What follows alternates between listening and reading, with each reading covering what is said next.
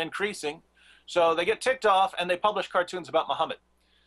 How do Muslims respond? Well, dozens of people, over 100 people were killed in response to those cartoons around the world. So Muslims respond to a couple of cartoons about Muhammad through violence. Now here's the important thing. If Muslims had just ignored it, no one would have known about those cartoons. I would have never heard about those cartoons if Muslims hadn't started threatening and killing people over them. That's how these cartoons became famous.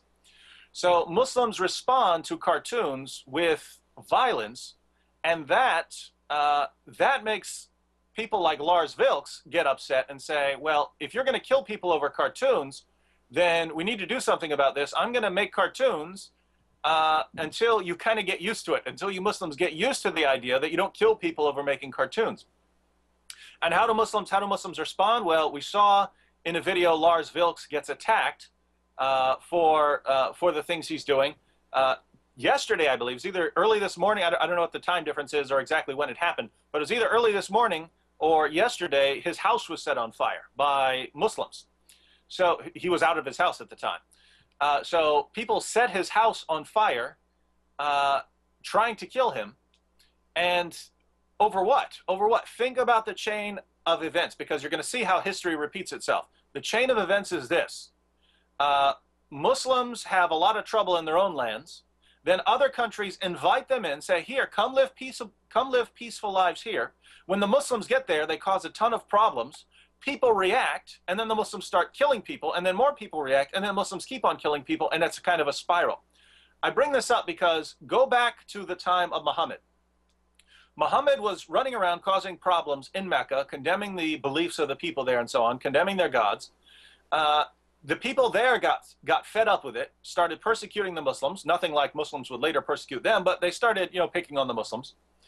And what happened? The people of Medina, a different city, said, you Muslims, we see you're having all kinds of problems there in Mecca. Why don't you come to Medina? Live a peaceful life here.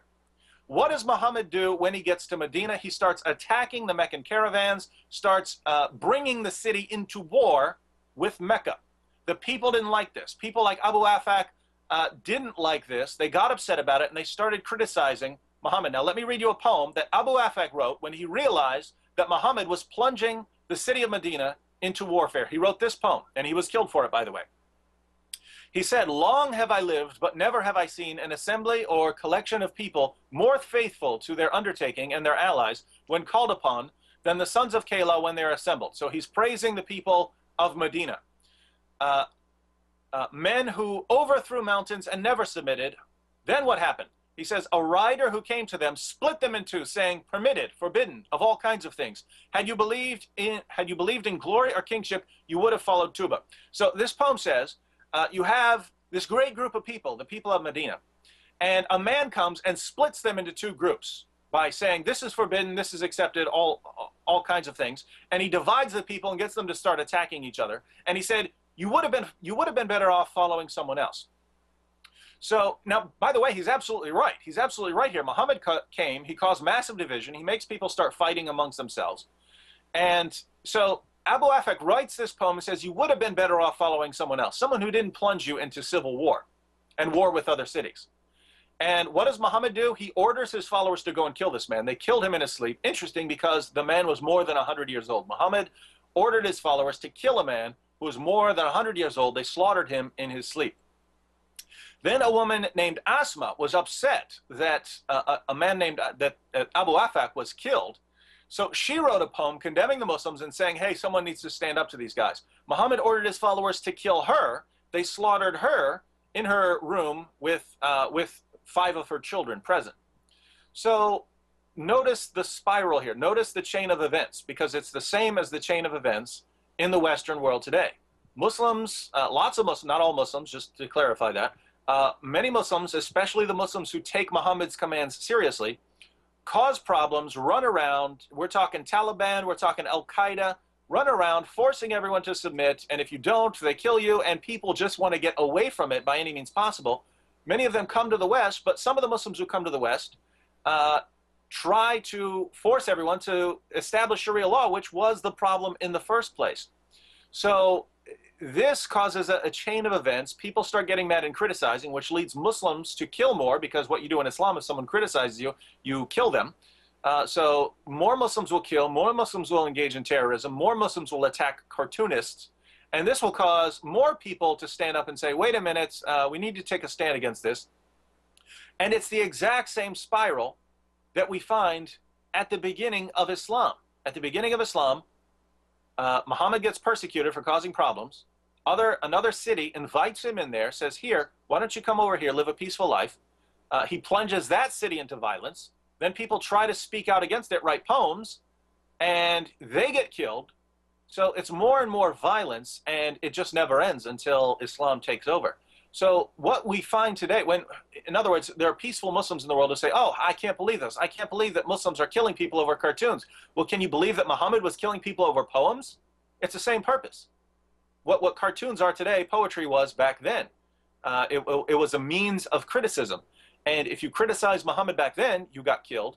Is it any surprise that Muhammad's devout followers today will kill people over criticizing Muhammad through cartoons? So this is exactly what's been going on since the beginning. If you have a problem with killing people over cartoons or slaughtering people over something like that, over criticizing Islam, take it back to the beginning, because this all goes back to Muhammad. So that would be my response to the first video. What struck me about the second video wasn't that there was a speaker agreeing with terrorist organizations like Hamas and Hezbollah. That wasn't surprising to me at all. That happens all the time. What I find interesting is notice the cheers, the cheering that was going on as he was speaking. When he said, when he was comparing the Jews to Nazis and so on, when he was supporting Hezbollah, the crowd was cheering. Who are these? These are students. These are Muslim college students.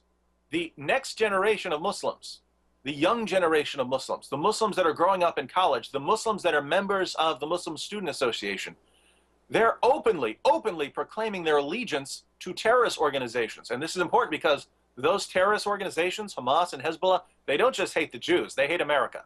They hate the West. They hate everything that doesn't submit to Islam.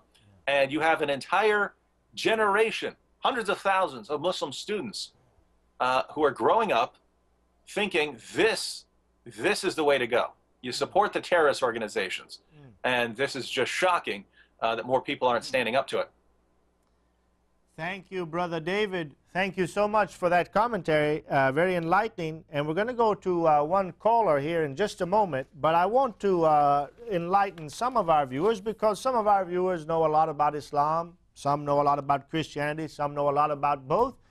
But many of our callers know very little about Islam, very little about Christianity, and very little about both. So let me just make sure you understood David's argument.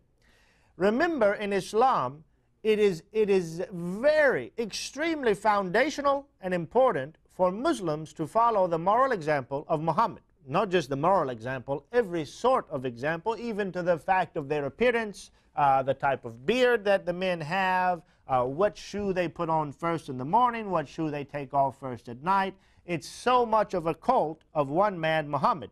And you'll find in the Quran different passages, two in particular, but I want to share with you one. For example, Surah 33 verse 21.